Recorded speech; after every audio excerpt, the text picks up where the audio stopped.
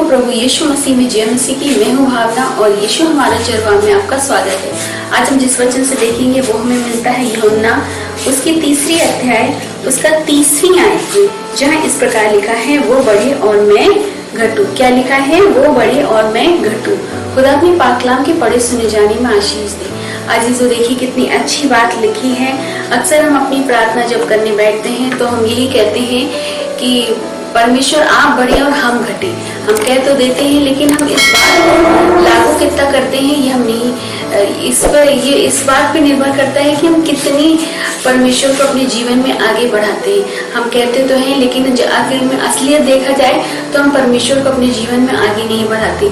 क्यों नहीं आगे बढ़ाते? क्योंकि हम हमेशा मैं के चक्कर में रहते हैं। और जब हम मैं के चक्कर में रहते हैं कि मेरा परिवार, मेरे बच्चे, मेरा पैसा, मेरा बिजनेस, मेरी नौकरी वगैरह वगैरह, जब हम ये सब चीजों से एक एक करते हैं तो हम देखते हैं हमारा जीवन इन सब चीजों से बंध जाता है।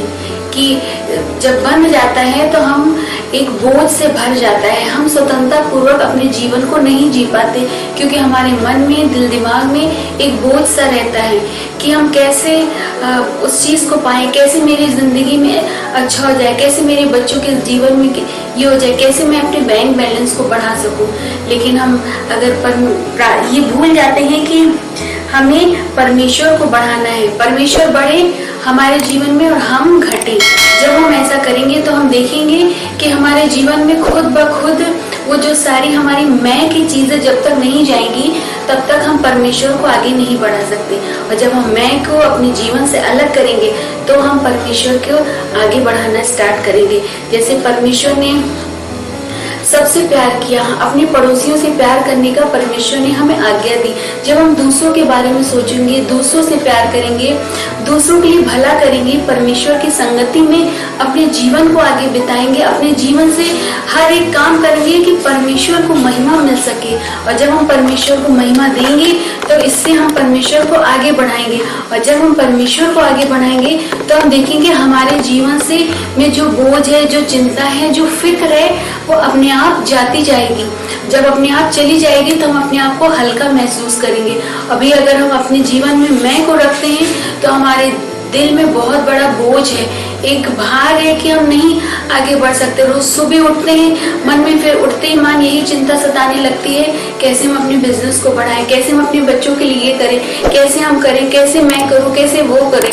इसी प्रकार में हमारा जीवन आगे बढ़ता चला जा रहा है। जबकि वचन में हम रोज प्रार्थना में यही बोलते होंगे कि परमेश्वर आप बढ़े और हम घटे। तो परमेश्वर को हम कहाँ बढ़ा रहे? अगर हम मैं करेंगे तो हम परमेश्वर को कभी नहीं बढ़ा पाएंगे। तो इसीलिए हमें परमेश्वर को आगे बढ़ाना है। और जब हम परमेश्वर को आगे बढ़ाएंगे तो अपने जीवन में उस परिवर्तन को देखते जाएंगे, उस हल्का महसूस करते रहेंगे जो हमारी तरफ बंधे हुए हैं चक्कर मैं का।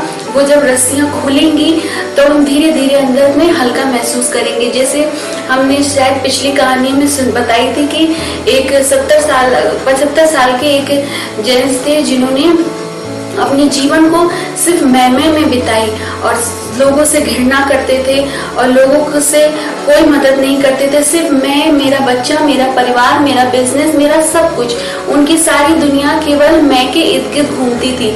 और इसका कारण यह था अजीजों कि उनके जीवन में कोई भी खुशी नहीं थी, उनके जीवन में एक दिन का भी चैन नहीं था, एक दिन की भी स्वतंत्रता नहीं थी। क्योंकि जब मैं होती है तो और पाने की इच्छा में हम अपने जीवन को आगे बढ़ाते जाते हैं। और जब वो उम्र के 75 साल में पहुंचे तब अचानक एक दिन वो हंसे, बहुत हंसे। जब उनके पड़ोसियों से मिलने गया तो उनसे पूछा कि आज आप इतना हंस क्यों रहे हैं? आप तो हमेशा सबसे चिढ़ते हैं, सबको बुरा भला कहते हैं, तो आज ऐसा क्यों हुआ? तो उन्होंने कहा कि आज हमने अपनी मूर्खता पे मैं हंस रहा हूँ कि मैंने अपने उम्र के 70 साल केवल मैं करने में बिता दिया।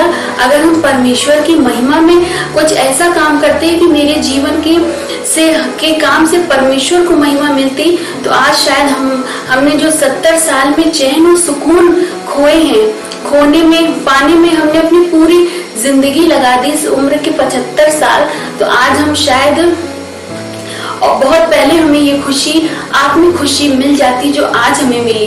तो उसने कहा आज आपने ऐसा क्या किया? तो उसने कहा आज हमने किसी और के बारे में सोचा, किसी और की मदद की, किसी और को आगे बढ़ाने के लिए हमने सोचा, तो हमने सोचा और उसकी मदद भी की। और जब हमने उसको आगे बढ़ाया, उसकी मदद की, तो हमारे दिल में वो चैन और सुकून आया, वो चैन और सुकून जिसकी खोज में हमने उम्र की 75 साल बिता दिए। और जब इसी प्रकार अजीजों हम अगर परमेश्वर के काम को, जैसा परमेश्वर ने सबसे प्यार किया, हम सबको प्यार करेंगे, उसकी मदद करेंगे, क्योंकि परमेश्वर यही चाहता है कि हम दूसरों की मदद करें, हर समय अपने ही बारे में नहीं सोचे, क्योंकि हमारा जीवन अजीजों केवल अपने ही इर्द गिर्द घूमने के लिए परमेश्वर ने हमें इस दुनिया में नहीं भेजा है, बल्कि हमें दूसरों की मदद के लिए भी भेजा है। अगर आपके पास बहुत है तो आगे बढ़ के दूसरों की मदद कीजिए, क्योंकि जब आप दूसरों की मदद करेंगे तो आप परमेश्वर के अपने जीवन से परमेश्वर को महिमा देंगे। अगर आपके जीवन से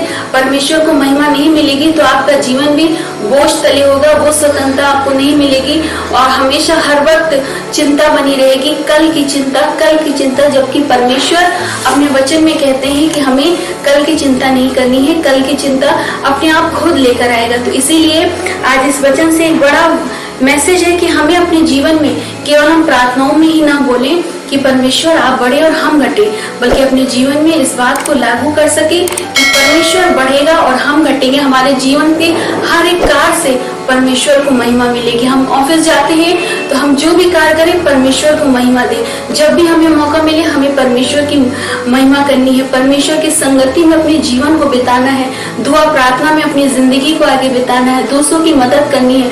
जब हम इस तरीके के काम करेंगे तो हम परमेश्वर को अपने जीवन से महिमा दे पाएंगे।